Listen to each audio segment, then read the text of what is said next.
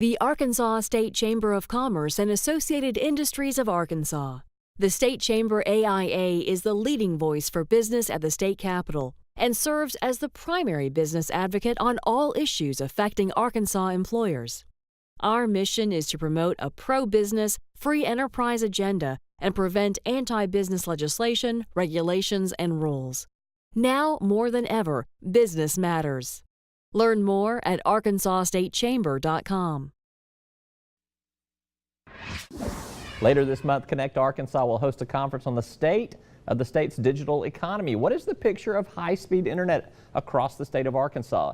Here to help preview that question is Marie Bruno, Vice President of Connect Arkansas. Thank you so much for being with us. Thanks for having us. You're welcome. Let's begin with this upcoming conference, September 25th, 26th at the Little Rock Marriott Hotel, the Connecting Arkansas Internet Conference.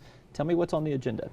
Well, the agenda is myriad. The goal of the conference is to show people exactly what high-speed internet is doing throughout our sectors, the agriculture, education, economic development, what our libraries are doing, what innovative things we're doing. A lot of people we have found at Connect make assumptions like, oh, I heard the college is doing online courses. I've heard, our agri guys are doing some great stuff in the field, but we don't know if anybody's really seen it in action and demonstrations of it, or how to find it on the web, or how the applications go.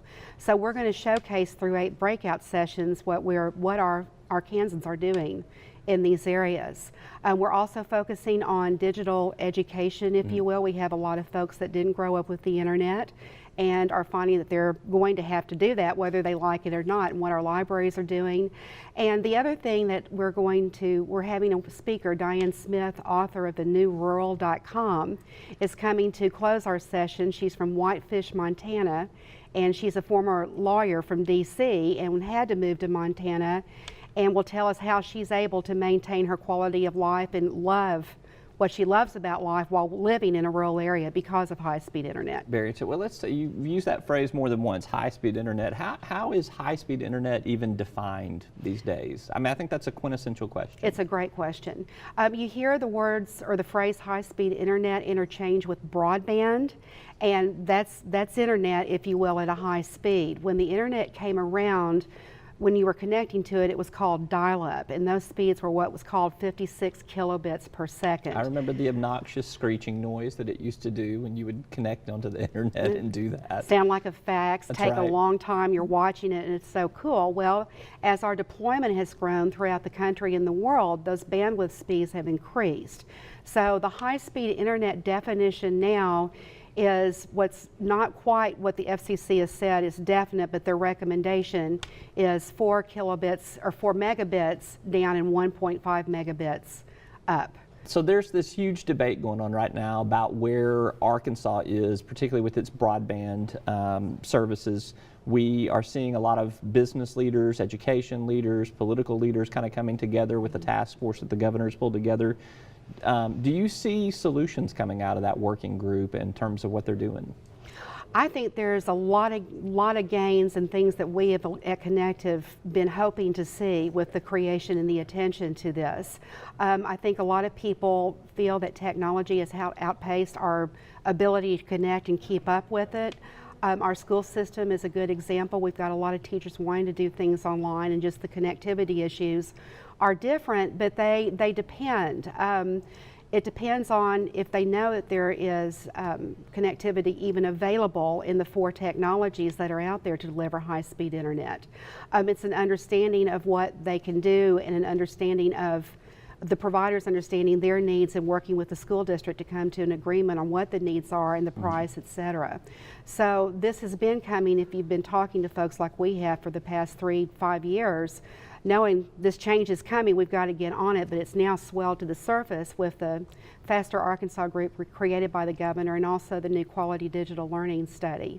That's as of 2014-2015, 9th graders in the state will have to complete a digital learning course to graduate from high school. So that involves more. Arkansas was the first state to connect all of its schools with a T1 line, all of its school buildings, but that's 1.5 megs. So that demand has grown. So how we work with that, just the focus on it, I think has just been leaps and bounds for our state. So when you look at the statistics, what do you see, what have you seen in terms of what's happened over the last few years in terms of closing the digital divide, this gap between the haves and the have-nots? Are we making progress on that? Yes, our surveys show we've done 3 over the past 3 years with Connect Arkansas, and the number of Arkansans subscribing to the internet, high-speed internet from home, has grown significantly. That's now at about 71–72%. So that's the ultimate goal, is to be able to get online whenever you want from your home 24/7 for whatever needs you might have, to study online, pay bills, research, watch movies, whatever you want to do. Have the smartphones and the smart tablets and things like that, has that accelerated that, or is It's accelerated. Is this happening because of computer and computer link access? I would believe so, yes. As far as the actual reasons determined in the survey, the use of mobile broadband through your smartphone or through your iPad. My memory serves me right, Arkansas was number 1, or is number 1 in the use of mobile devices. And that's from our Director of Information Systems. So let's just say you look at what a lot of other states are doing. Obviously, we want to put Arkansas in the right context on that. You give me an example of a state that you kind of look to in terms of, they've got some things moving in the right direction. We could learn a thing or two from this group, or maybe even if you could flip a switch and do one major thing to kind of make a big difference, a quantum leap, what would you wind up doing? Our state to the north, Missouri, our neighbor, has set up regional partnerships, if you will, where providers and community sectors are coming together to talk about broadband needs. And broadband is at the forefront, or high-speed internet discussions of those planning groups. And so I think that would be a really good thing as we're working, and more are coming on board, such as our Planning Development District in East Arkansas, or Northeast Arkansas, and also our Cornerstone Coalition in Southeast. They're making broadband a part of their conversation. So I think that's really important. We do have a national reputation as working with our providers in all 4 technologies to provide really good updates to our broadband map in Arkansas, so you can tell what your service is at your address.